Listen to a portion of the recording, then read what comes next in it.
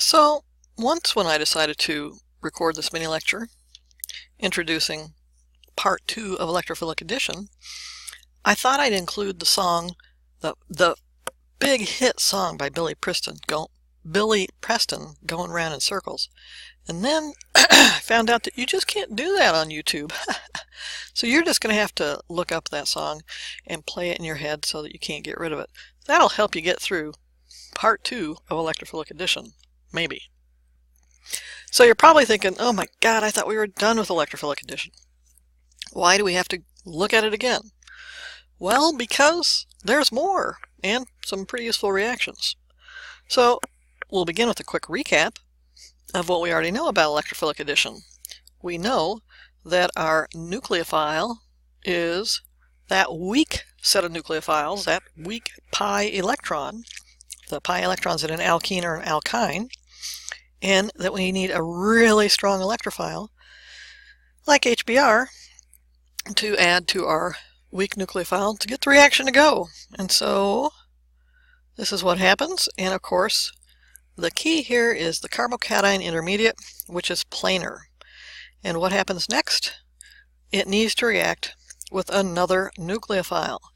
And our other nucleophile is, of course, what was kicked out in the first step. So it can attack from the top side or the bottom side, and you end up, therefore, with a racemic mixture. So that was Chapter 10. Now we play the what-if game. What if, in that first step, the nucleophilic pi electrons react with an electrophile, but that electrophilic atom that it connects to actually has a lone pair? So my first step would be the usual first step.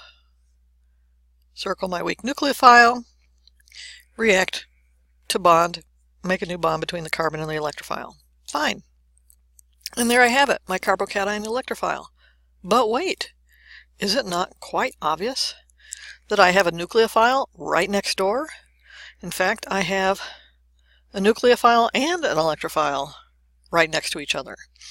And so doesn't it make sense that if my initial step bonded with an electrophilic atom that has a lone pair, this connection between the intramolecular nucleophile and electrophile would happen in a heartbeat? And in fact, that's Chapter 12. There is no carbocation intermediate with the reagents in this chapter because it happens in one swell foop.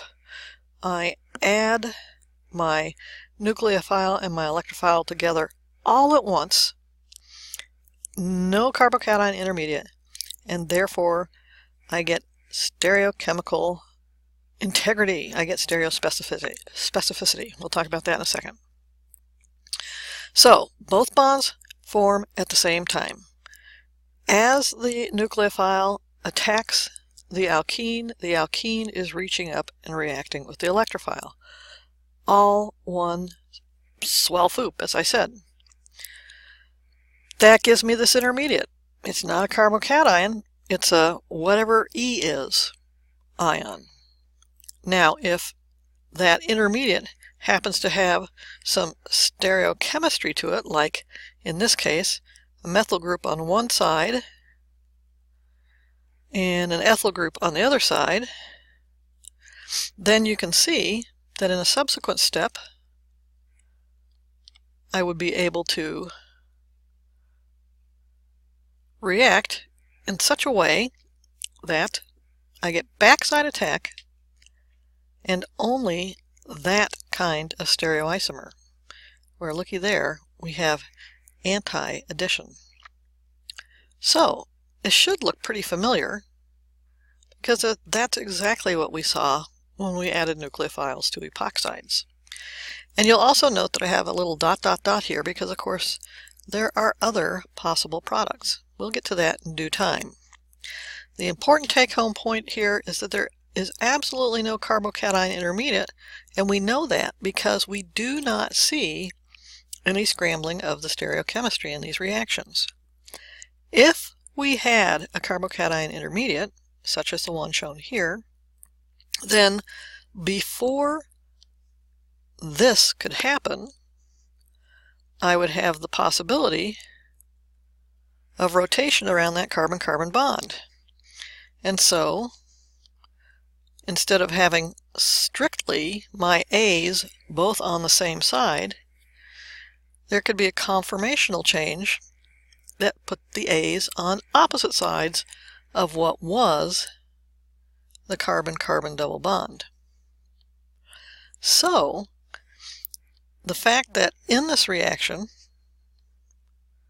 in these reactions, we do not ever see a mixture of stereoisomers resulting from both of these intermediates, that says this certainly doesn't happen. And that leads to stereospecificity. And if you're wondering how you're going to keep this all straight, you're going to think about the mechanism. All right, so the first example will be the addition of carbenes to alkenes to make cyclopropanes. So my electrophile is an electron-poor carbon, but it's a weird one, I've got to admit. We're used to seeing carbon with 4 bonds, of course. And so what we're also used to seeing is if carbon has 4 bonds and has a good leaving group on it, it can lose the leaving group with its pair of electrons to give me a carbocation. So carbon with a plus charge. It only has 6 electrons, and it has a plus charge because it lost one of the 4 electrons it was, if you will, born with. That went to the chlorine and made it chloride. Okay, so that's straightforward enough. But how about this example?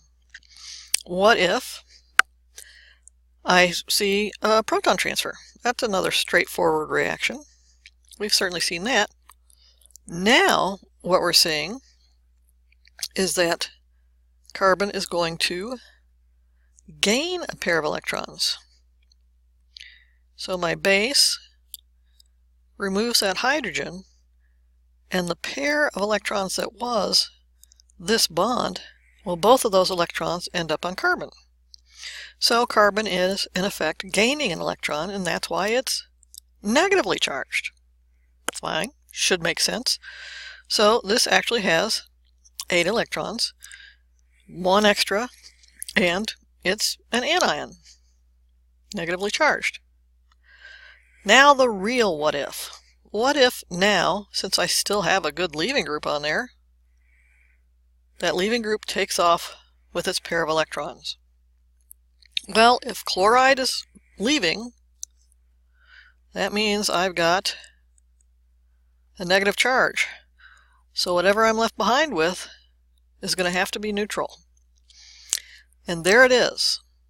It's a carbon with 6 electrons, and it's neutral, and since it only has 6 electrons, it's very much an electrophile. So that's what a carbene is, a neutral 6-electron species that is a great electrophile.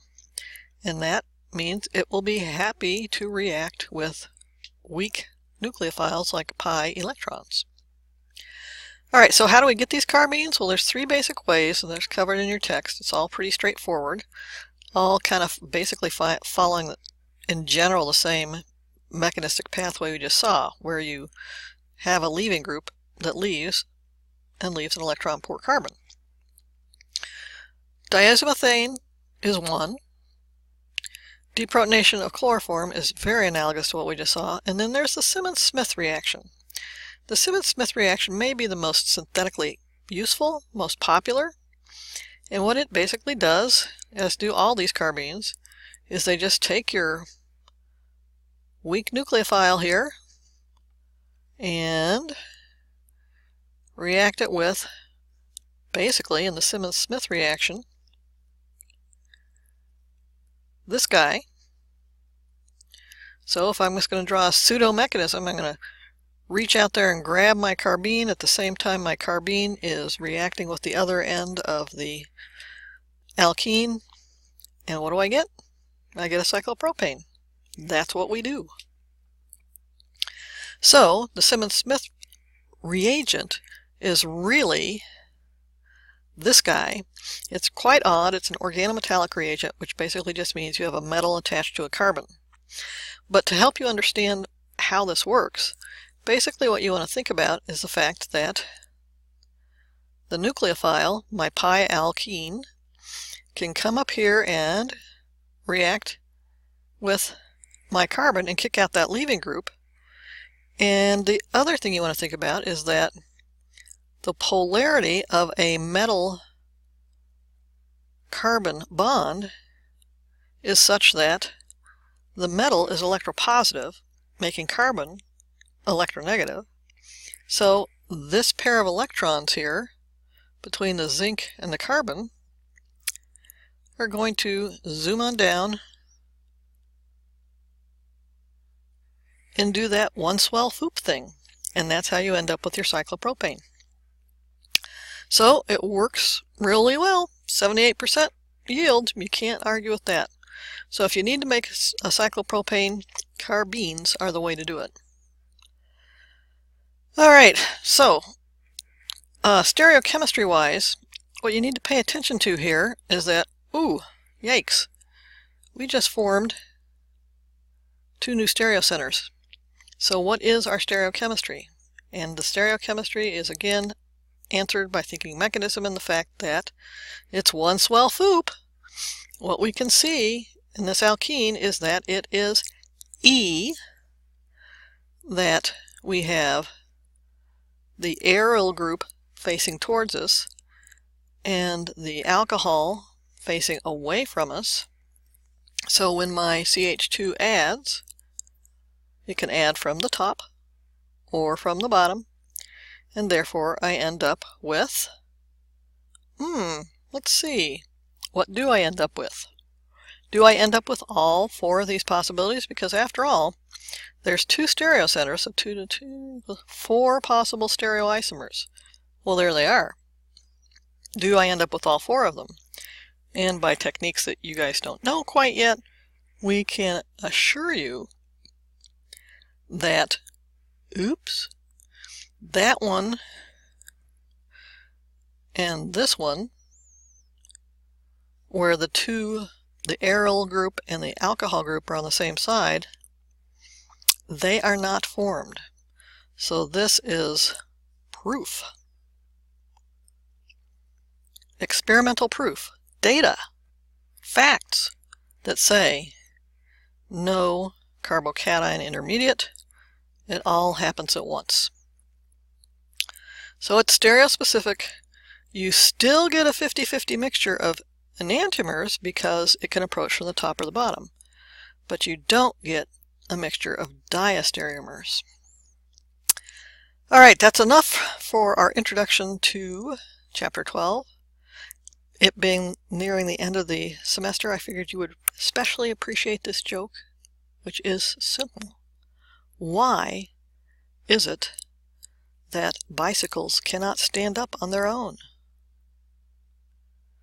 Because they're too tired. Just like all of us here at the end of the semester, right? See you in class.